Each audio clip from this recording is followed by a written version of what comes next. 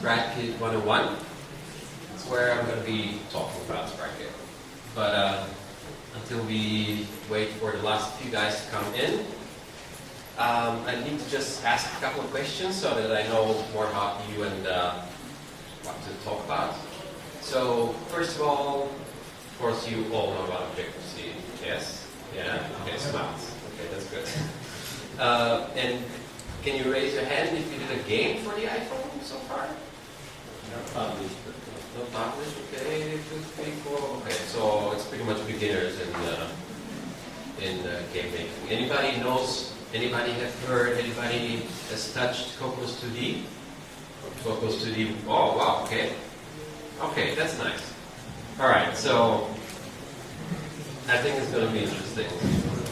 Okay. So, we start? Yeah. Cool. And so, wait. Io parlo un po' di italiano, ma non tanto, eh? Allora, possiamo fare un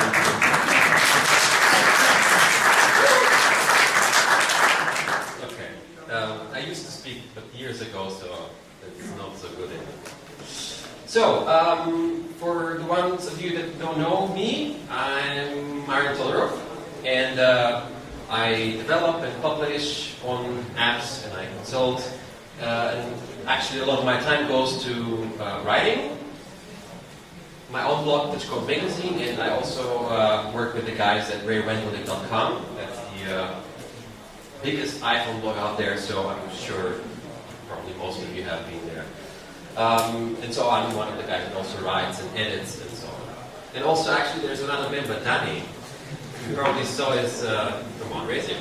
Okay. And so, but what is more interesting for you today is that this summer I worked really hard on a new book called iOS Games by Tutorials. And we worked on this book with several of the guys from actually Ray and several more guys that we worked together on the website. And so I had to look really a lot into SpriteKit, and I formed an opinion, and I want to push my opinion now today to you. And also, yeah, what is also interesting in this case is that they also give me sometimes to do game tutorials for very randomly, so I also have some experience in this. But today's presentation is going to be about you, so hopefully by the end of the presentation you will have learned more about SpriteKit and what is it, and you will see some SpriteKit code in action, because today I'm going to experiment and do half the time talking and slides, and half the time actually putting in some code and showing what it does. So let's see how this works out. I hope that it's, because, you know, if I just talk for 15 minutes, you're going to get bored, you're going to start checking emails, and so I'm going to just try to run through the slides and then just show some code. And so, yeah, by the end, hopefully you get inspired to give it a try, see what happens. And last but not least, I have some swag for you.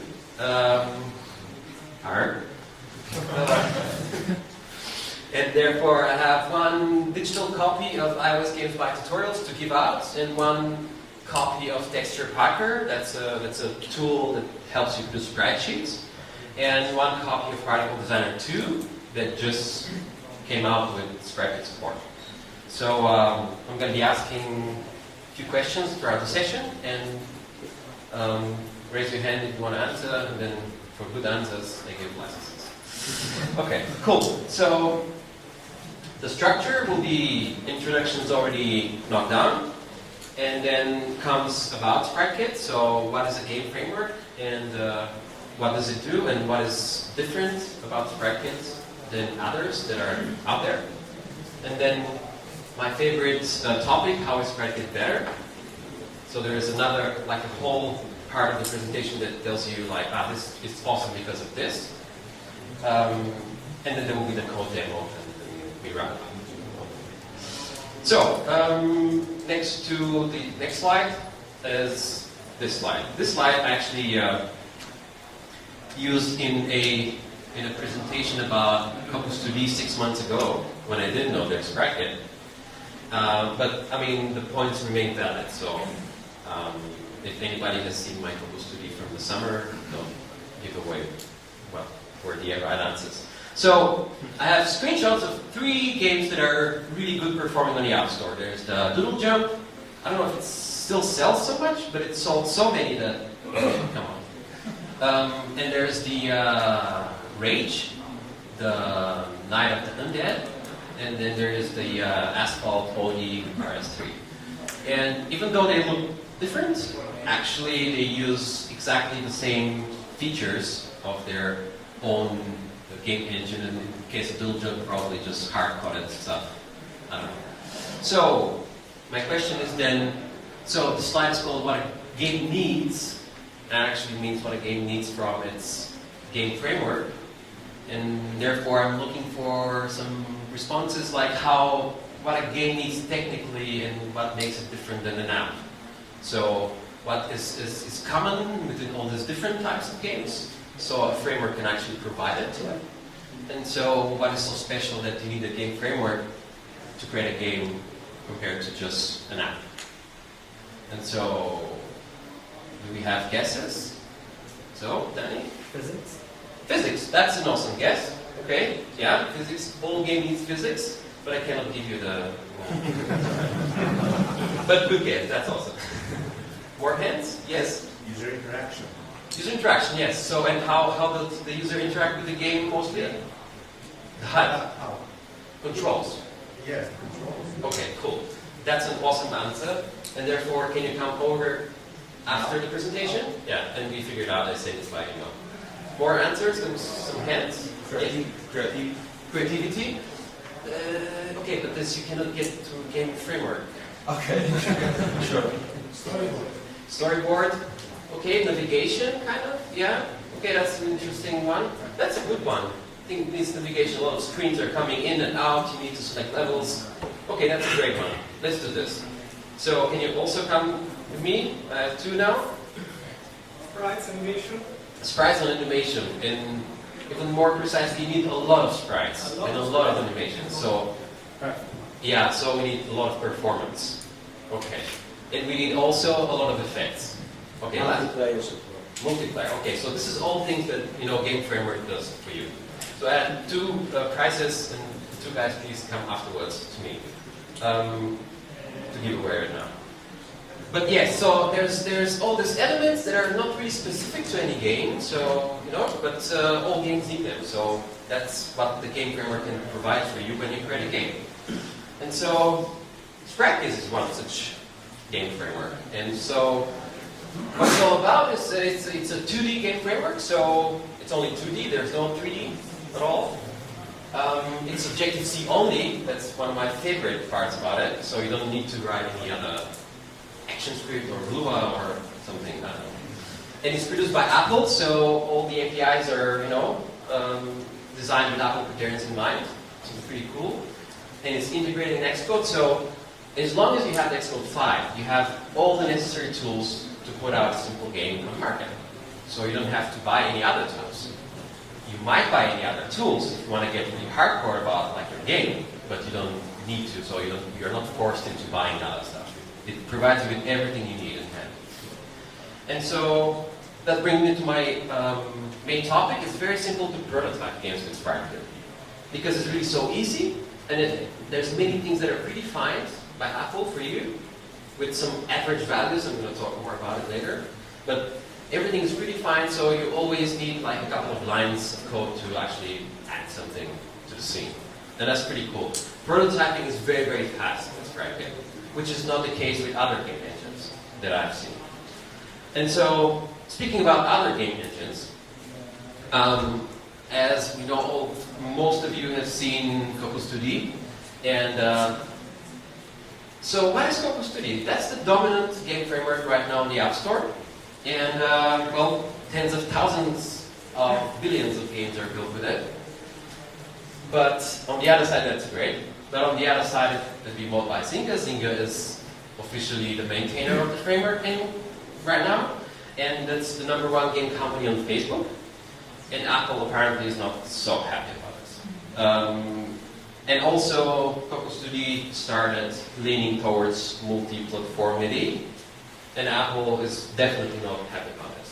So, in a very Apple-like way, they copied the names of the classes and the methods. So they took what was best for them, like Cocoa Studio was their little bitch. And so they slapped everything into SpriteKit and had their own implementation. So they were not really so happy with Cocoa Studio, but people were. So Apple thought, okay, so we take the concept and then we have our own implementation, which is much better than whatever the other guys had. So, but still, SpriteKit is not Cocoa Studio, that's for sure. It's under the hood is absolutely different. Why? Well, Apple is the owner of the device, Apple is the owner of the iOS. SpriteKit supports one operating system, iOS 7, and what, 3 devices or so, like the iPhone 5s and 4s and the iPad or so, whatever. It's manageable. So they could optimize really well for just what they were targeting. And so probably they have also other things in mind, like, at least my guess is that since SpriteKit runs on the iPhone and the Mac, the next logical thing is to run on the Apple TV. But that's just me, I don't know. And so, okay, so it's a game framework, provides you with things that you usually need when you create games, and that's really good. And it's also very nice if you did some Cocoa Studio because the APIs are the same. And so, but then, yeah, like why is there another game framework then? If it's similar, maybe it's more performant, but... So yeah, so I have a list of things that I really like about SpriteKit, and I would really just want to shortly talk about it. So first of all, how is SpriteKit built? Let's see. Well, first of all, Xcode 5 provides you with automatic sprite sheets.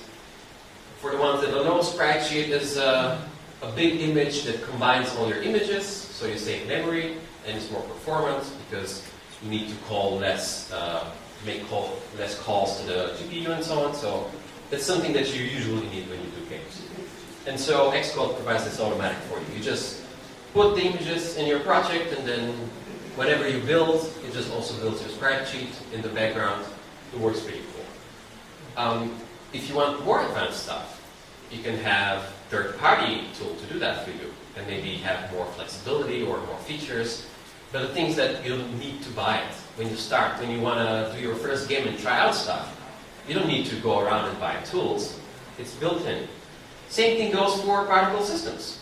There is a particle system editor built in Xcode 5. You just have to go File, New, Particle System, and all the controls are there,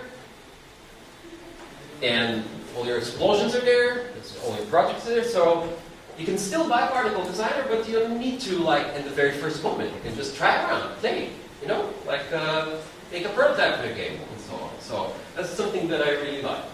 Next, physics are built in SpriteKit. So what really annoyed me so much about Cocoa Studio is that you had to have these two worlds. One, your images on screen. Two, your physics simulation, you had to keep them in sync all the time. So that was annoying, and you had to write C++ or C. And for non-fans, that's annoying. So SpriteKit, that's just merged in a very nice way, I think. And it makes it really easy to start doing physics. Next, EYIL is integrated, but that's a lie. Actually, SpriteKit is integrated in EYIL, because you can just start doing your EYIL application, and whenever you feel like it, you can have navigation controllers and buttons and things and so on. Whenever you feel like it, you can just slap in an SK view, and all the SpriteKit happens in the SK view. And the SK view is just is a view that you can just add anywhere in your EYIL application. So all the UI actually, all the navigation, and everything else that is not really super fast rendering images on screen is handled by EYIL. And you already know EYIL. That's awesome. Same thing goes for fonts. That was really, really crazily difficult before, but now, thanks to UI label, you can just include a font as normal in your Xcode project and just slap the UI label on top. Use any font you want. You can still use Font Designer though, because You can do effects like gradients and shadows and things really nicely, but you don't have to a lot. So for starting a game, it's really fantastically nice. Next thing, videos. Videos are great for cutscenes and for moving backgrounds and for many other things. And SpriteKit has a video node, which literally with 2 lines can load a video from your app bundle and show it on screen. All it's accelerated, so pretty cool in performance. I actually didn't try yet having a video as a background of the game. Maybe it depends how many things are on top, maybe not, I don't know. But it's still pretty easy, that's really awesome. Next point. That's a pro for me, and for other people can be a con. So, anyways, you don't have OpenGL ES access in any way, because so many performance optimizations are done under the hood of SpriteKit that you just cannot, they cannot happen if you are able to slap some C and a C shader and then just like inject it in the middle of the process. But you have core image available really easily, so you can do a lot of things with core image. Therefore, if you're a hardcore game programmer running your own C shaders, SpriteKit is definitely not for you right now. But if not, then woo, awesome. And my favorite item, you don't have to write anything else but Objective-C. Okay. So, that was fast. All right. So what I'm going to do, I hope that was relatively informative. And I think that you're going to get more things if I just show you a couple of things, how to do them. And I prepared actually a little script that I'm going to execute on my laptop. So I'm going to create a little game demo that is called Bird Evil. And so Bird Evil is hiding in his castle in the mountains, and you want to get him. Well, it's an Angry Birds-like game, okay? But it's still a good story. Bird Evil is like he's a villain, and he did bad things. He killed people and shit. And so, yeah, so he's hiding in the castle. Castle is shaky, made out of panels. And so you will have a little rocket launcher on the side, so you could launch a rocket and try to knock down the castle and kill Bird Evil. And so I'm going to show you like a few things. Run on my laptop. Give me a second just to switch to the Xcode and catch my breath, and we go on.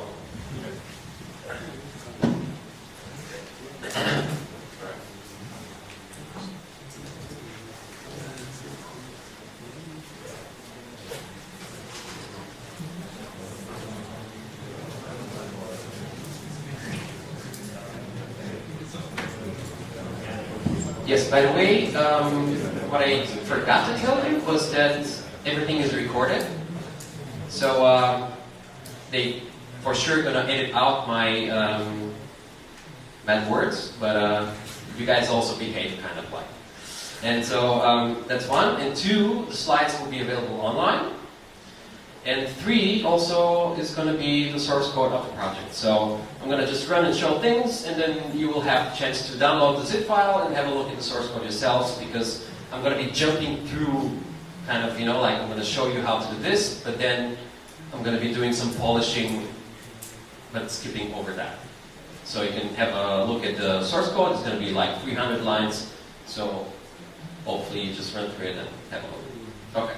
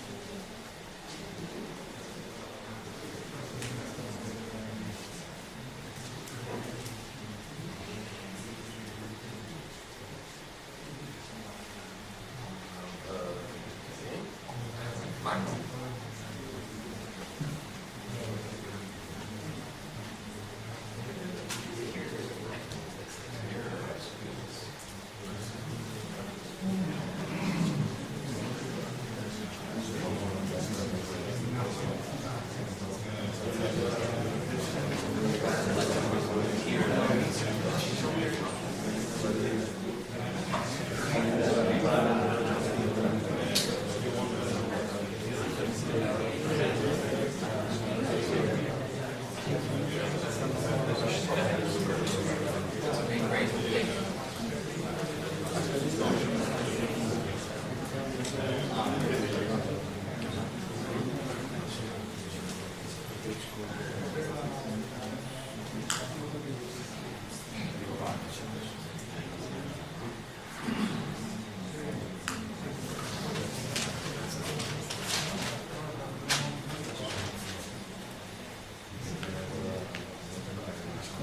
All right, so I'm going to try to speak on the mic, but really difficult right now. So, okay, first I try to speak very loud, and then if you don't hear, you'll have to tell me, and then I'll try to speak more on the mic. Alrighty, so is this good? Good. Okay. So, to create a SpriteKit game, you have to do the following. Just go here, File, New, and choose a project template that says SpriteKit game. So you have and there it is. So application, and there's a SpriteKit game project template. The project template doesn't do much for you. It only slaps an SK view on a view controller, and that's it. So you can anytime do this yourself as well. It's just handy shortcut. Okay.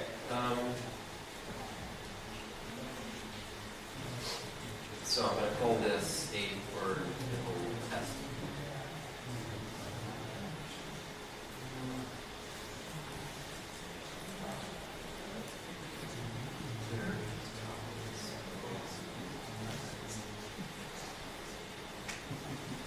So everything it does was okay. So there's your main storyboard, and sorry. So everything it does slaps a view controller in a storyboard, and then there it is. That's all. That's all it does. And just the view of the view controller is an SK view. So SK view is the actual EYIL element where things get accelerated and rendered to OpenGL. So what you actually do is have a look here, my scene. You actually create an SK scene object, which is your scene that you will present, and you add things to the scene, like images or physics things and so on. So you add everything to the scene, and then you just push it to the SK view, and it takes care to render stuff for you. So the project gets the view controller in here, and everything it does is fetch the SK view, create a my scene instance, and finally just call present scene, and that's all we have to do. And the project template is horribly broken, so what I'm going to do right now is super important. Like Apple calls all this code in view.load, but as probably most of you know, that's already too late if you have a landscape application. So, because the views are, not too late, too early. So views are not really already positioned for landscape. So here you will get the wrong dimensions. And first thing you always have to do is you will lay out some views. Okay. So now SpriteKit knows the exact dimensions of the screen and can position the scene properly. I heard there is an update to Xcode 5, right? Yeah. So maybe they fixed this because it's such a bad thing to have. But so first things first, we fix this. Then I'm going to show you, and whoever used Cocos 2D will be excited. I have all the assets for the game prepared here in this folder. So I have 5 images. These are the images you saw on the screenshot. There's the rockets, and the background, and the word EYIL, and so on. So these are all the images that I have. And then to get Xcode 5 to compile this automatically for me into a spreadsheet, I just need to put it in a folder called whatever.atlas, and then just include this folder into Xcode. And so as you can see, I won't check copy items, and therefore every time I need a new asset, I will just put it in this folder, and then it Xcode and then therefore get compiled into my atlas. Really easy, super handy. And so there are the images. There are the separate images in here. But I'm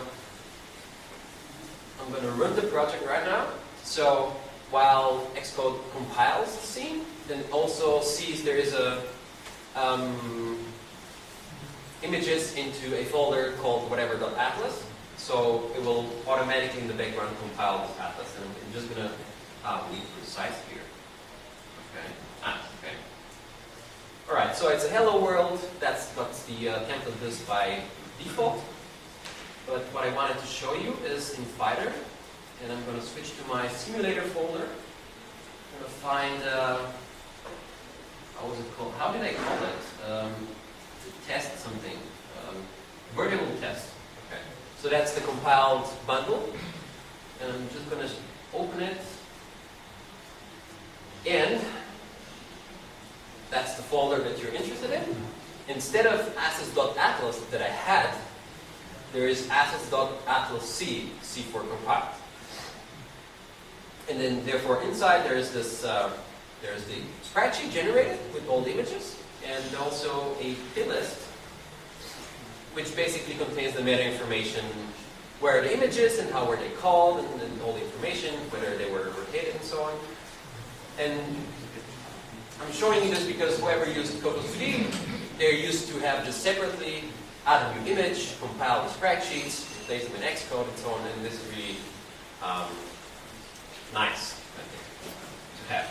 And so, the great thing is that you can still refer to those images by their names. So, if I wanted to show the background on the screen, I still just say image named bg.jpg.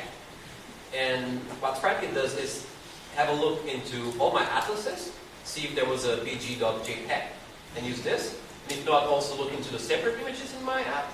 So, like everything is really kind of easy. And so, actually, I'm going to do just that. That's the boilerplate code in here that I'm needing.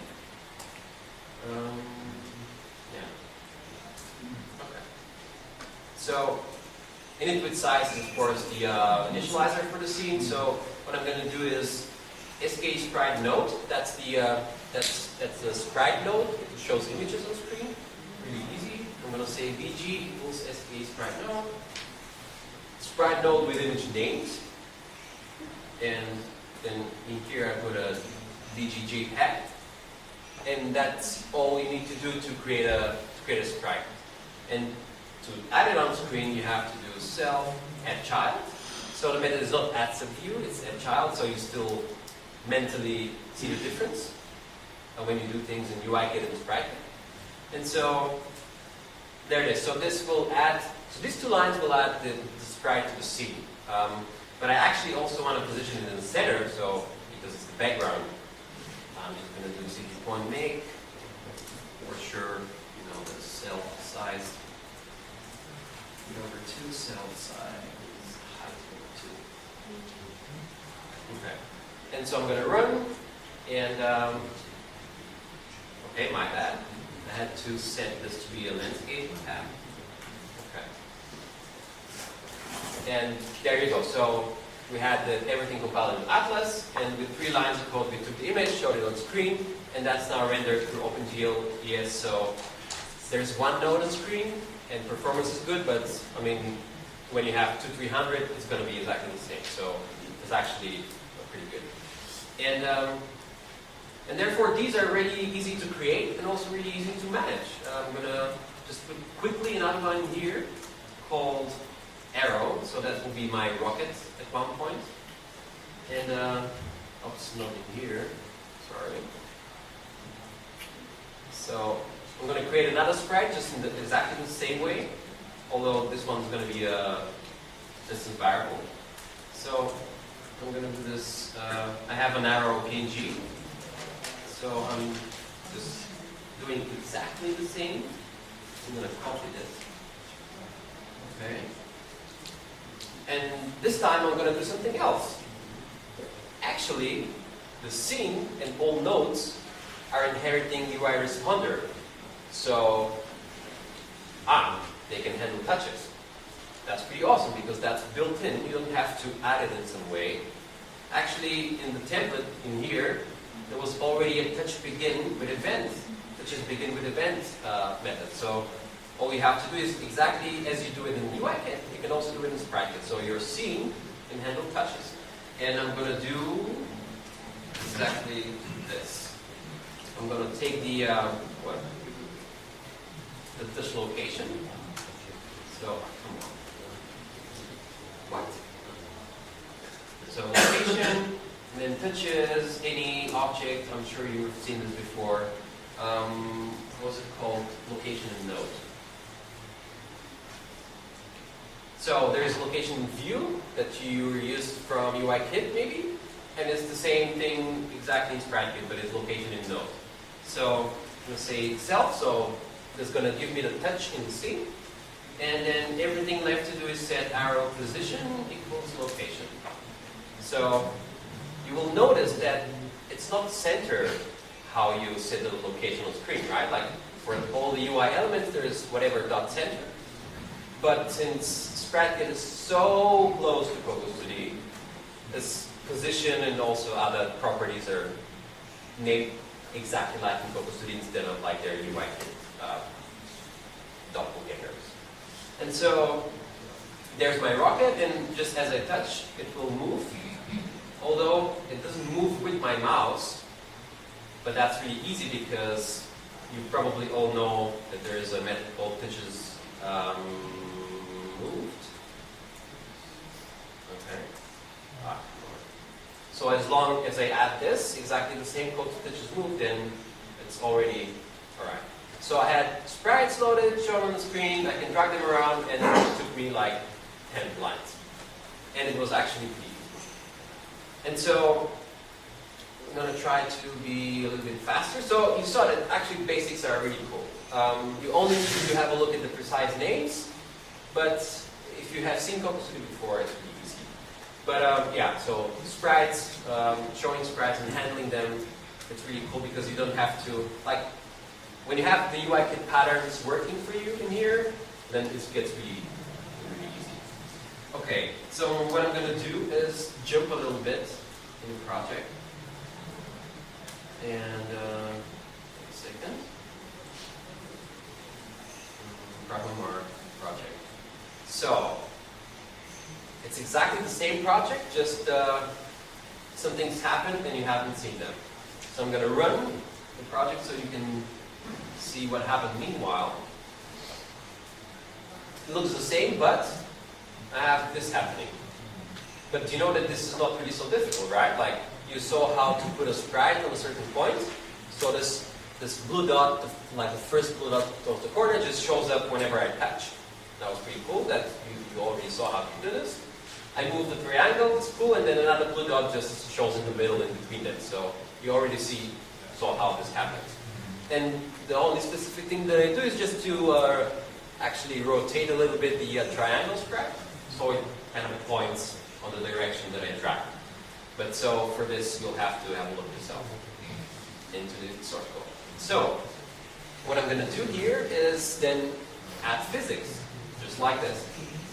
I'm going to add this into touches ended. So whenever I release the touch, I will add a physics simulation to the arrow, to the triangle sprite.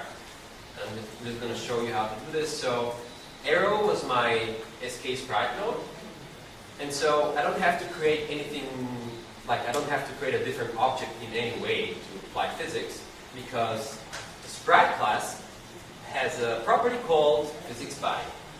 And so if you don't assign anything to the physics body, there's no physics. But as soon as you actually create one body to this and assign it to this property, then SpriteKit will start running the simulation for this sprite. So let me actually just show it to you, and we have one. So SK physics body, and it has few handy factory methods to create bodies that are rectangle-like or circle-like. So I'm going to just create a body for my triangle that is a rectangle. That's bad, but so the rectangles and circles are very easy to do. with one line. If you want anything else, you create a CG path at normal, and then this becomes then the shape of the body. So let me just show you. So there's a body with this one with rectangle size. So you pass in a CG size, and then make somebody like that. Actually, I don't need to pass anything in here. I have to say arrow size. So it will make we'll turn it into a physics body by just creating this. Let me show you the effect, and we will see whether you have it or not. So everything is normal in here because I didn't release yet. But as soon as I lift my finger off the mouse, then the triangle will become a real world object. Okay, cool. Let me. Okay. So anybody that did this in Coco Studio knows that actually there was a lot of setup before you can see anything like this, like set up gravity and set up, I don't know, measurement units. I think there was something about this. Doesn't matter. But the thing is, like, Apple's SpriteKit is predefined to simulate real world as much as possible based on the size of your objects and your textures. So because, you know, like in your game, what kind of a setup do you have usually? You have either a room or battlefield, or could be also deep space. The thing is, like, from your perspective, things look small or big depending on actually how big and small they are. But for example, a spaceship is just as big looking from very far as a strawberry looking from very close. So based on the size and what kind of texture you use, actually Apple has some predefined masses and then friction and so on. So you can start prototyping super fast. So I already have physics simulation running in here, and I did one line. And so I just want to do this one more time, and this time like focus on the triangle when it hits the ground. You can see there's just a little bit of a bouncing happening there. So there's also an average value that Apple predefined, because most of the everyday objects are plastic, or actually it's mostly plastic. Okay, so mostly plastic, and so it has a little bit of bounciness. You know, it's not a solid rock, it's not a rubber ball. It's just things just, you know, just a little bit react to the ground. So they had this also in it, and so you can prototype your whole game without setting any physics to it, and you will hit one point when you will have to. So whenever you decide, yeah, that I want things to react this way, then you just start setting, you know, like this and that, and I want this to be this heavy, and I want this to be this bouncy, and so on and so on. But, you know, like starting to do things is really easy, like you just saw. Okay, let me have a look what I have next. Yes. Okay. So what we ultimately want for the rocket is not just to fall on the ground. That's not really so much fun. So we want to, so the rocket launches kind of like in this direction where you were, pointing right now. And so this happens when you apply an impulse to the body. And applying an impulse is just, if you imagine a football, you just kick it. That's really an impulse, so it just flies away. So we're going to do the same with the rocket. And so what I need to do was to, get the direction. That's kind of like the thing in here, CG point. So points, I'm going to use a ND function that I have. It's from a library that comes with iOS games by tutorials. So it's a little bit of cheating, but I'm sorry. It's called CG point for angle, and this will.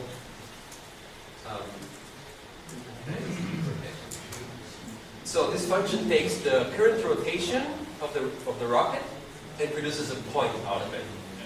So a point is just a vector, so it takes me the vector for this rotation.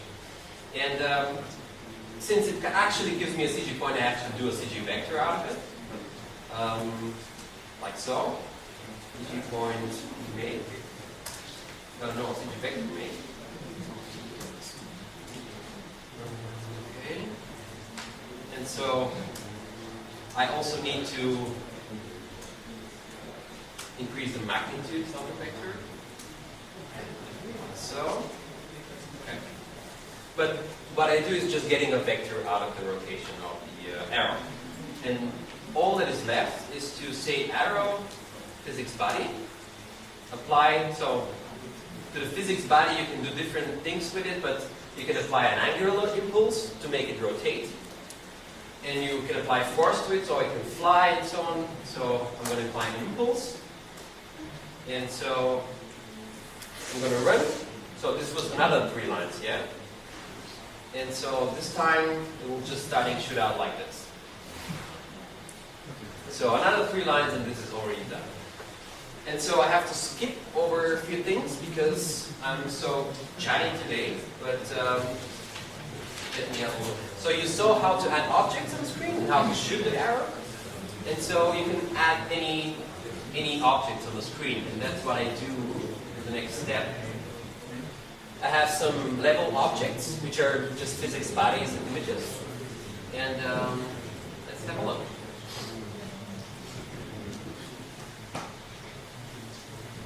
So all this, like the bird, and all these panels, they're exactly the same objects as I just demoed. Like it's loading an image, making a sprite, and assigning physics body with the same size. That's all. And so as long as you have them on screen, you can then just start shooting them like this. Okay. So, okay, almost. Okay, now you're dead.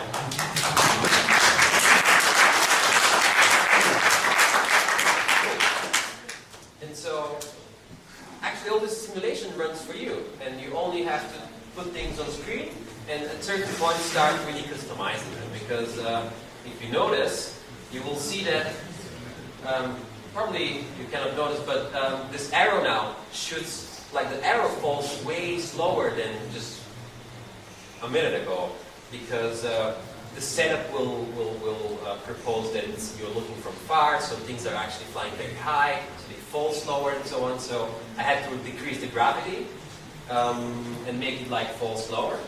But that's also pretty easy. What I want to do in the remaining 5 minutes or so. Okay, cool. So we have okay, one more thing. So you have things happening, but then still you cannot say whenever the user wins or loses. And so in a physics simulation, you are usually mostly interested when bodies touch. So whenever the bullet touches the bad guy, equals death. And so I'm going to do this right now really quickly, unfortunately. So there's a delegate to the physics world, which says physics contacts delegate. So that's the you receive messages whenever things touch. And what I'm going to do is say the scenes physics world. So there's this one thing. There it is, like gravity you change on the physics world, because it's not, the gravity is not per body, it's not per object, it's just for the whole world. So the physics world has a a contact delegate. And so every time bodies touch in a way in the simulation, you will get a message about it, so you can do things. And this was quite not so great in Cocos 3D, at least I think. But hey, this is only Objective-C, so you have these 2 handy methods that you can implement. One is did begin contact, and the other one is did end contact. So these methods will be invoked every time that bodies touch and so on. And so what you have to do though is that how to know which body is touched. So you kind of like these tags that you assign to bodies, and so you tag one body to be the bird, and I'm going to tag the other body to be the rocket. And so whenever these 2 touch, then I have to kill the bird. So I'm just going to quickly do this. I'm sorry if it's a little bit too fast right now, but it's already all set. Okay, so this is what I do. You say category bit mask equals to this constant, and you also say contact test bit mask equals to this. So I'm basically saying this body is the arrow, and I want it to produce touch messages, so contact messages, whenever it touches the edge or the bird. So my delegate method is going to be involved whenever this one gets in contact with this one. And so I'm going to just quickly do this. So you get a contact parameter that contains the two bodies, so body A and body B. Contact body B degree, okay, equals equal arrow. So comparing is a little bit not so clean. It's a bitwise comparison that you have to do. But it doesn't matter. So I'm going to say that whenever those touch, I'm just going to send them off screen or kill them actually. This is body nil.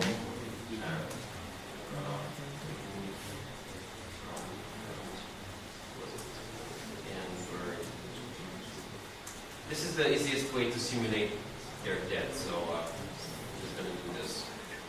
I'm just going to destroy their bodies and remove them from the screen. And so if I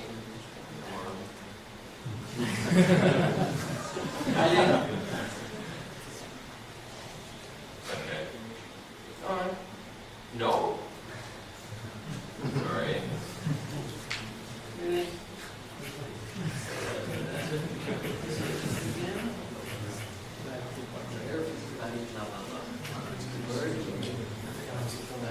Now, my own fault. Bird, physics body, degree, mass equals, bird equals.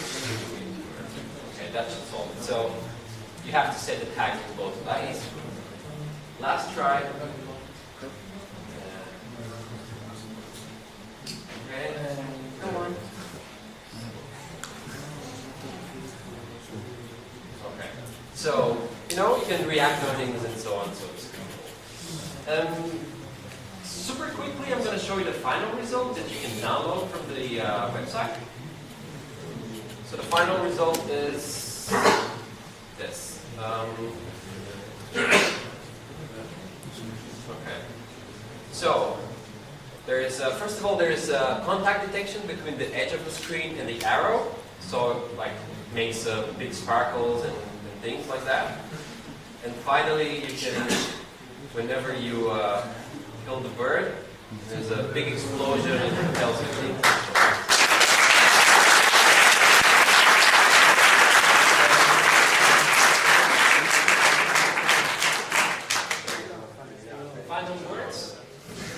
Final words. So that was the demo, and so you saw that it's really easy, like 2-3 lines to add this, to add that, and debugging for an hour and so on. So, well, that was all of it. I have one final question because I have one final thing to do. Does anybody remember how was the name of the book? Tense? Sorry, it was there first. No. Okay, fine. Okay, so yes. So just in a minute, you give me your details, and I'll send one for you. Okay. Finally, I hope you had a good time. Okay, yeah. And one final thing. So SpriteKit 101 was the name of the session, and if you open SpriteKit101.info, is where you can download the source code even right now. So if you wanted to get your hands on it really quickly, that's the address. And I have spoken with Andreas Löw, the one guy that does texture pattern physics editor, for the ones of you who know that. And this one code will give you 15% discount on the bundle. But he asked me to give it only to you, so I'll ask you not to share this online. Yes? Okay. Alright. And so we have maybe a few minutes, just really quickly, if you have any questions. I'm sorry that I ran out of time for questions, but I did my best. So, questions? Quick questions, yes. Sorry, yes. Physics, the dynamics can be modified because we see the cinematic about the dynamics. In terms of modifying the metrics of the space. Yes. Or Okay. bounded parameter. Okay, so actually what you have there is just Box2D. And Box2D is wrapped up in another library called PhysicsKit. And this one powers both EYIL dynamics and SpriteKit. And so you can basically edit your physics body, and you can change the friction, the restitution, and metrics. You don't have to edit because there is no measuring unit to SpriteKit. So whatever numbers you put in there, it's okay. So you decide for yourself, it's going to be meters, so you just do meters for yourself. As long as you go ahead and do it throughout your game. But yes, you can edit this. Cool. More questions. Okay, so I asked the question, what kind of game do you want to do? Do you want to do a physics game? Yeah? Okay, that's better than when we started.